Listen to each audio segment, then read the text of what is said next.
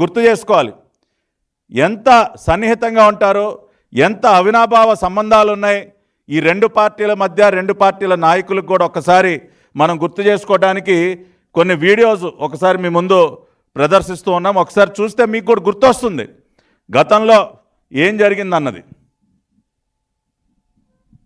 కేసీఆర్ గారికి మనకు ఉన్న సత్సంబంధాల దృష్ట్యా కేసీఆర్ గారు నిజంగా ఆయన ఇంకా మెగ్నానిమిటీ చూపిస్తున్నాడని చెప్పి హర్షించాల్సిన పరిస్థితుల్లో వాస్తవం అధ్యక్ష ఇది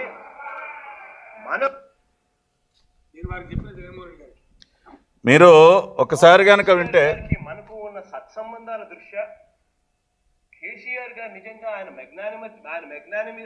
ఆయన ఇంకా మెగ్నానిమిటీ చూపిస్తున్నాడని చెప్పి హర్షించాల్సిన పరిస్థితుల్లో వాస్తవం అధ్యక్ష ఇది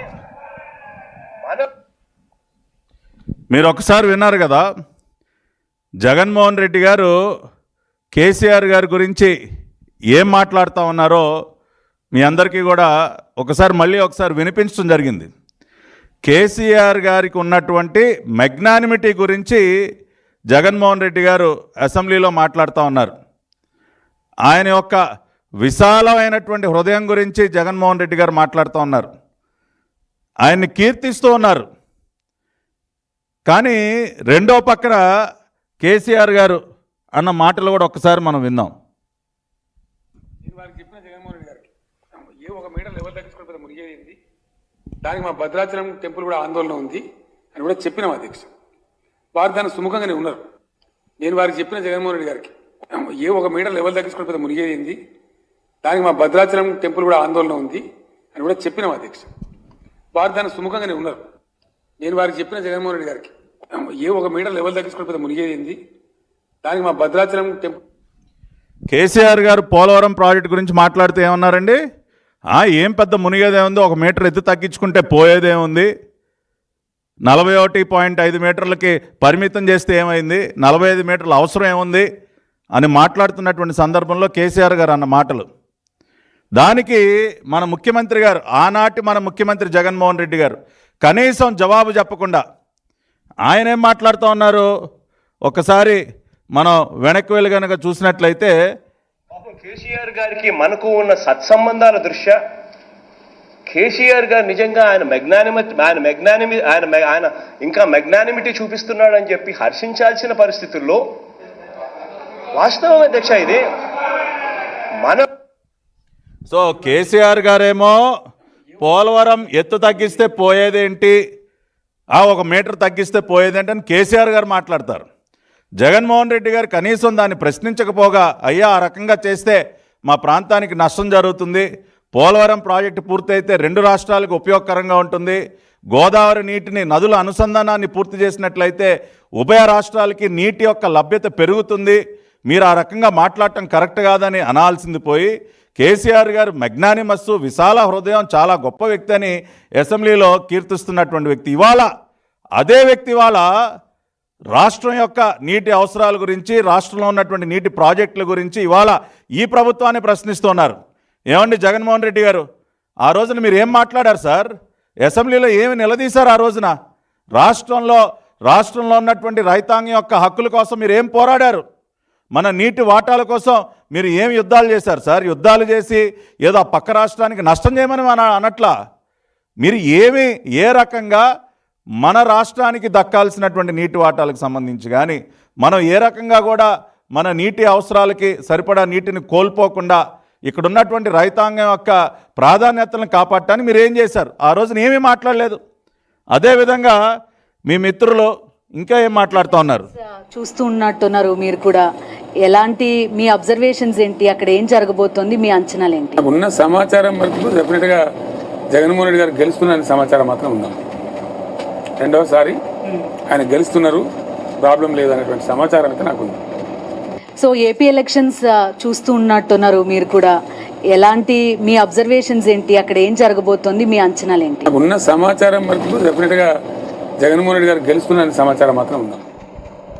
రెండవసారి ఆయన గెలుస్తున్నారు. కేసీఆర్ గారేమో మొన్న ఎన్నికలకు ముందు ఏమంటా ఉన్నారు, జగన్మోహన్ రెడ్డి గారే మళ్ళీ ముఖ్యమంత్రి.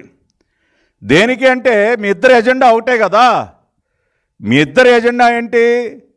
స్వార్థపు రాజకీయాలు, విద్వేషాలు రెచ్చగొట్టడం మీ ఎజెండా. స్వార్థపు రాజకీయాలనే పరమావధిగా భావించి పనిచేసేటటువంటి వ్యక్తులు. ఎక్కడా కూడా రాష్ట్రహితం గురించి, ఉభయ రాష్ట్రాల్లో ఉన్నటువంటి ప్రజలు బాగుండాలన్న ఆలోచన మీ ఇద్దరికీ లేదు కదండి. అందుకనే మీ ఇద్దరు కూడా మంచి టీం వర్క్ చేస్తూ ఉన్నారు. మంచి టీం వర్క్ చేస్తూ ఒకరినొకరు చక్కగా ఆలింగనం చేసుకుంటూ, ఇప్పుడు కలిసి మంచి చేస్తే ఎవరు తప్పుపట్టరండి.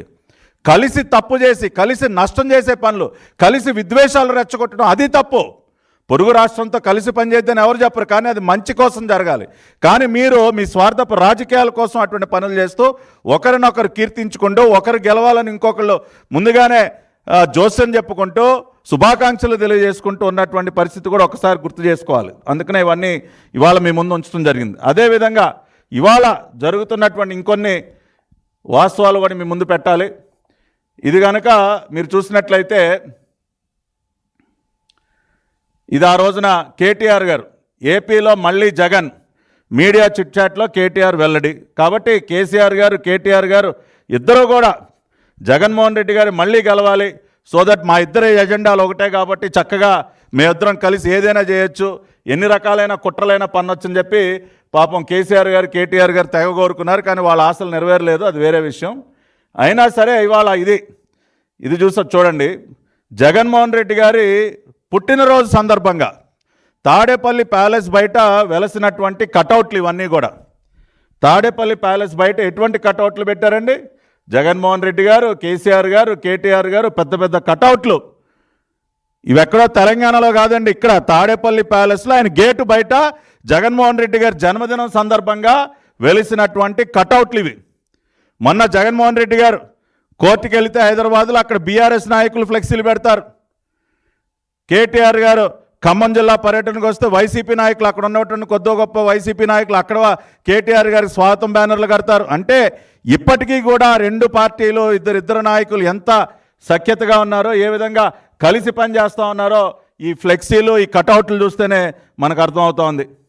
దీంతో ఆగలేదండి వీళ్ళ అనుబంధం. ఇద్దరూ కలిసి వాళ్ళు ఎటువంటి కుట్రలకు తెరలేపుతూ ఉన్నారో కూడా ఇవాళ చూద్దాం ఉన్నాం. ఇదొకసారి మీరు చూసినట్లయితే